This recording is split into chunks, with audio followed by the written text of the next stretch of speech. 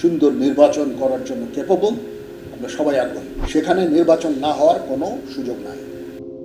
আর মাত্র কয়েকদিন পরই নির্বাচন।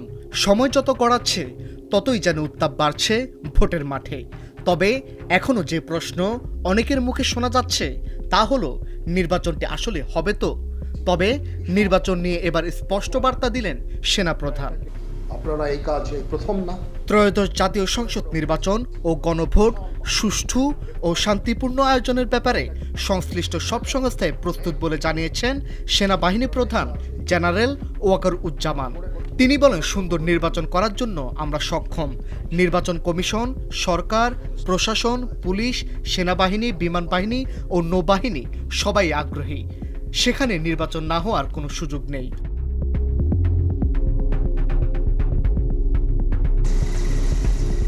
মঙ্গলবার গাজীপুর জেলা পরিদর্শন ও মতবিনিময় সভায় এসব কথা বলেন তিনি।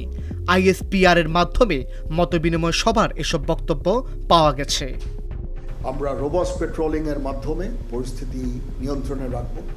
সভায় সেনাপ্রধান বলেন, নির্বাচনের সময় কোথাও অর্থ লেনদেন বা অপরাধমূলক কর্মকাণ্ডের চেষ্টা হতে পারে। বিষয়টি নির্বাচন কমিশনের সঙ্গে আলোচনা হয়েছে।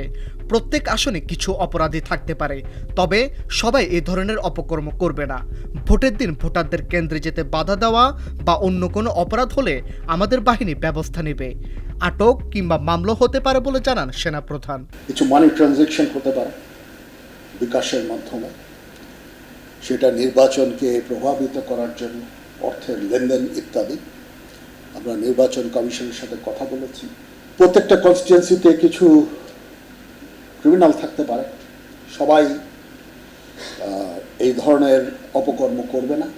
ইলেকশন ডেতে রিগিং করা, ভোটারদের পোলিং স্টেশনে যেতে বাধা প্রদান করা ইত্যাদি। সেটার জন্য আমরা আশা করব যে আমার বাহিনী এদের বিরুদ্ধে অ্যাকশন নেবে। দৃশ্যমানভাবে পেট্রোলিং করে যাচ্ছি। একই কর্মসূচিতে নৌবাহিনী প্রধান এমডিরাল এম নাজমুল হাসান ও বিমান বাহিনী প্রধান air chief marshal Hasan Mahmud Khan উপস্থিত ছিলেন। তিন বাহিনী প্রধান আসন্ন জাতীয় সংসদ নির্বাচন ও গণভোট উপলক্ষে গাজীপুর জেলা পরিদর্শন করেন। সুষ্ঠু নির্বাচনী পরিবেশ নিশ্চিত করতে হবে আমাদেরকে। সেই উদ্দেশ্যে সাধারণ ভোটারদের মনে আস্থা জোগাতে হবে। আপনাদের দৃশ্যমান উপস্থিতি, যারা ফিল্ডে ডিপ্লয়েড থাকবেন, সবাই দৃশ্যমান উপস্থিতি বৃদ্ধি করতে হবে।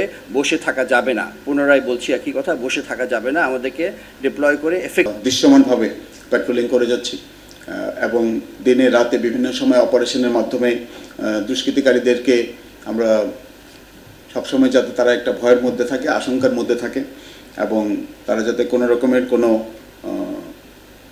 দুষ্কৃতি কার্য করার চিন্তাও না করে, সেরকম একটা পরিবেশ সৃষ্টি করার জন্য আমরা আপ্রাণ চেষ্টা চালিয়ে যাচ্ছি। সফরকালে বাংলাদেশ ধান গবেষণা ইনস্টিটিউটের সম্মেলন কক্ষে ঢাকা বিভাগের গাজীপুর, নরসিংদী ও নারায়ণগঞ্জ জেলার ঊর্ধ্বতন সামরিক কর্মকর্তা, আইনশৃঙ্খলা রক্ষাকারী বাহিনী ও অসামরিক প্রশাসনের কর্মকর্তাদের সঙ্গে মতবিনিময় করেন তিন বাহিনী প্রধান। সভায় নির্বাচনকে শান্তিপূর্ণ, নিরপেক্ষ ও সুষ্ঠুভাবে সম্পন্ন করতে আন্তঃপ্রাতিষ্ঠানিক সমন্বয় এবং সামগ্রিক নিরাপত্তা ব্যবস্থা নিয়ে আলোচনা হয়। ডেস্ক রিপোর্ট, আজকের পত্রিকা।